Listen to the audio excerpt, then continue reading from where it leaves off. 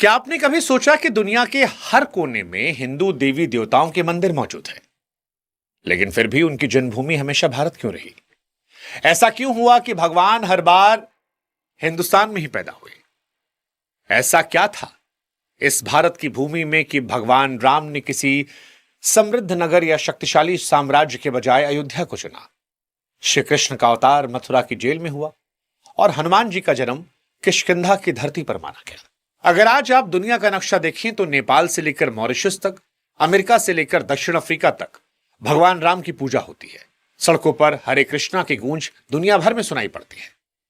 और इसीलिए सवाल कि जब आस्था सीमाओं से परे है और भक्ति पूरी दुनिया में फैली हुई, तो फिर अवतार के लिए केवल भारत की मिट्टी क्यों चुना गया? क्या यह सिर्फ एक संयोग था या इसके पीछे कोई ऐसी गहरी वजह जिसे समझे बिना भारत को समझ? इसे एक बहुत ही सरल उदाहरण से समझते हैं।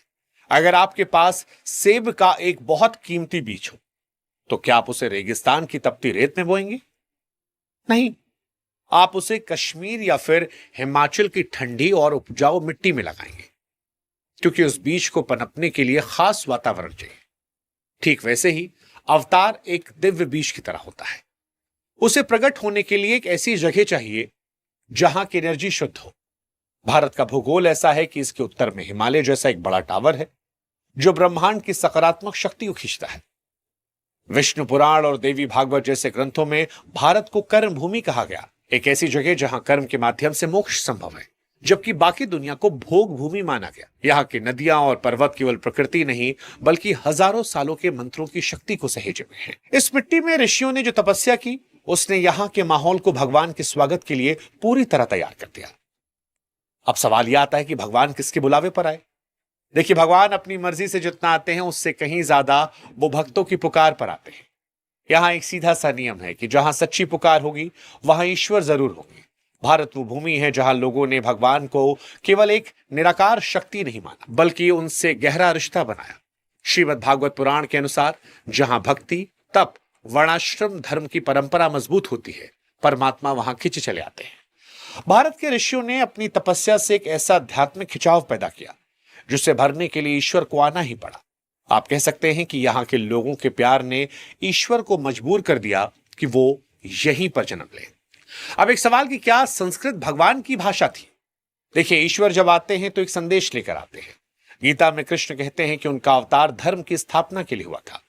अब आप सोचिए, यह संदेश किसी ऐसी भाषा में दिया जाता जो समय के साथ बदल जाए तो उसका असली मतलब खो जाता। भारत के पास संस्कृत जैसी दुनिया की सबसे वैज्ञानिक भाषा थी। संस्कृत वैसी ही है जैसे कंप्यूटर के लिए कोडिंग। इसके मंत्रों और ध्वनियों में जो ऊर्जा है वो सीधे हमारे मन और आत्मा पर असर करती है। भगवान जानते थे कि यदि वो भारत में अपना ज्ञान देंगे तो यहाँ की पुरानी परंपरा उस ज्ञान को हजारों सालों तक बिना किसी बदलाव के सुरक्षित रखेगी। अब एक सवाल है कि भगवान ने सही समय कैसे पहचाना? भारत में अवतारों के होने का एक बहुत बड़ा कारण यहाँ का समय देखने का तरीका है। दुनिया के बाकी हिस्सों में माना जाता है कि जो वक्त बीत गया वो खत्म, लेकिन भारत ने दुनिया को सिखाया कि समय एक पहिए की तरह गोल घूमता है, जैसे सतयुग, त्रेता, द्वापर, कलयुग। हमारे पंचांग की गणना इतनी सटीक है कि यह सीधे तौर पर ब्रह्मांडीय घटनाओं और ग्रहों की चाल से मेल खाती है। ईश्वर ने भारत को इसलिए चुना क्योंकि यहाँ के लोग जानते थे कि कब युग बदल रहा है और कब धर्म की रक्षा के लिए भगवान की जरूरत होगी। भारत के पास वो आध्यात्मिक घड़ी थी जो भगवान के आने का बिल्कुल सही समय पहचानती थी। एक सवाल कि क्या भगवान ने उत्तर से दक्षिण को जोड़ा? देखिए, अगर आप ध्यान से देखेंगे तो भारत के अवतारों ने इस पूरे देश को एक सूत्र में पिरो दिया। राम उत्तर में जन्मे, लेकिन वो दक्षिण के आखिरी छोर तक गए। कृष्ण पश्चिम के किनारे द्वारिका जाकर बसे। ये कोई इत्तेफाक नहीं था। भगवान ने भारत को इसलिए चुना ताकि वे दिखा सकें कि भले ही हमारी भाषा और दिशाएं अलग हो, लेकिन सत्य एक है। ये भूमि एक विशाल कैनवस की तरह है जहां भगवान ने अपनी कहानियों के माध्यम से एक ऐसे देश की रचना की जिसकी आत्मा एक है।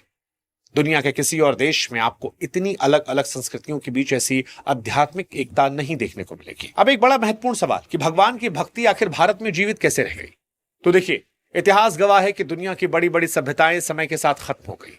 उनके देवता आज सिर्फ म्यूजियम के पत्थरों में मिलते हैं, लेकिन भारत आज भी वैसा ही है जैसा हजारों साल पहले था। ईश्वर को पता था कि अगर वे भारत में जन्म लेंगे तो यहाँ के लोग उन्हें कभी नहीं भूलेंगे।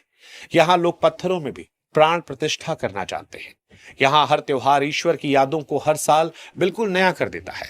भारत एक ऐसा घर है जहां ईश्वर का स्वागत सिर्फ एक बार नहीं होता, बल्कि उन्हें परिवार का सदस्य मानकर हमेशा के लिए दिल में रखा जाता है। कुछ सवाल आपके मन में उठ सकते हैं, जैसे सवाल, क्या ईश्वर केवल भारत के हैं? तो क्या वो पक्षपाती हैं? जवाब, ईश्वर पक्षपाती नहीं है, वे पूरी सृष्टि के हैं।